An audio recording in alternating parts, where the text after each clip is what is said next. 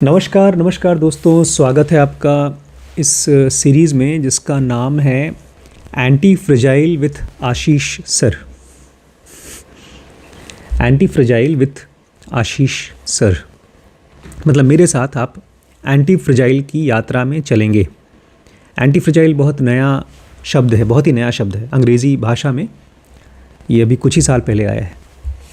मेरी ज़िंदगी में एंटी फ्रेजाइल कॉन्सेप्ट का और उसकी नॉलेज का उतना ही इम्पोर्टेंस है जितना भगवत गीता का हो या ज़ेन योगा का हो। मैंने इसके एक एक शब्द को जब पढ़ा था, एक एक सेंटेंस को जब पढ़ा था, तो मैं अंदर से धन्यवाद कर रहा था उस ऑथर को, या तुमने लिखा इसे। वो समझ चुका था, वो बहुत बहुत अमीर आदमी है। वो दुनिया के जो सबसे टॉप 100 ट्रेडर्स होंगे, अरबपतियों में से वो उसमें से एक हुआ। उसको किताब लिखने की कोई ज़रूरत नहीं है।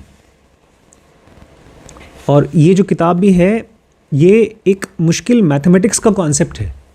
वो खुद मैथमेटिशियन है, लेकिन उसने फिर भी हमारे लिए लिखा, अपने लिए भी लिखा, हमारे लिए भी लिखा।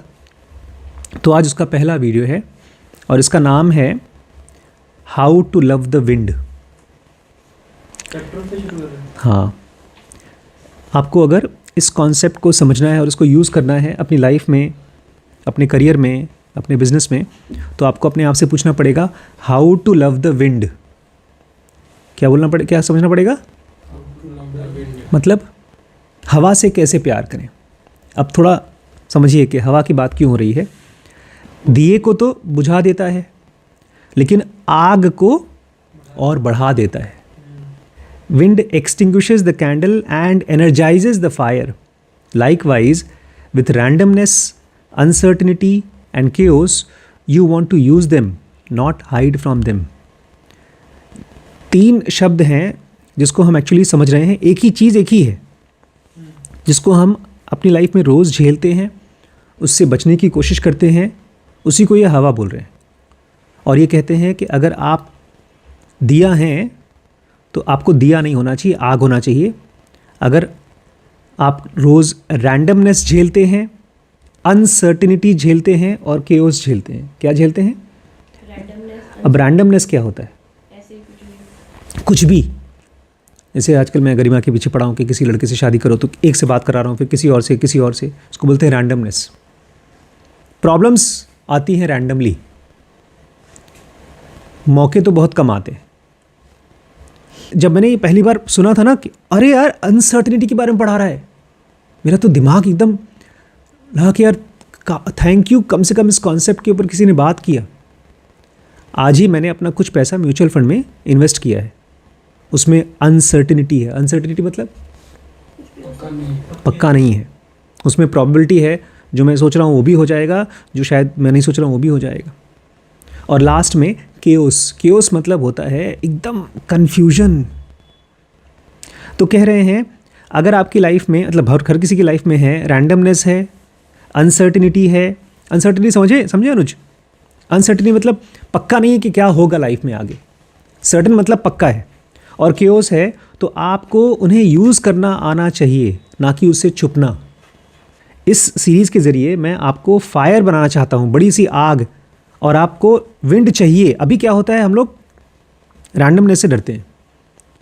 हम चाहते हैं कि हमारी सैलरी हर रोज़ बराबर मिलती रहे, महीने के महीने सब कुछ क्लियर रहे, और कोई भी चीज़ ऐसा ना हो कि जो मैं सोच रहा हूँ उसके अगेंस्ट। हम स्वस्थ रहें, हमारा लाइफ पार्टनर ठीक वैसा ही करे जैसा हम चाहते हैं, भाई बहन सब कुछ जैसा हम सोच रहे हैं वैसा हो, उसको हम बोलते हैं सर्टन। लेकिन ऐसा होता नहीं लाइफ में। लाइफ में हर चीज़ें अनसर्टन होती हैं, चाहे बड़े से बड़े बिजनेसमैन ही क्यों ना हो। तो यहाँ पर हम आपको बनाने वाले हैं एक फायर जो कि अनसर्टनिटी को यूज़ करेगा आगे बढ़ने के लिए।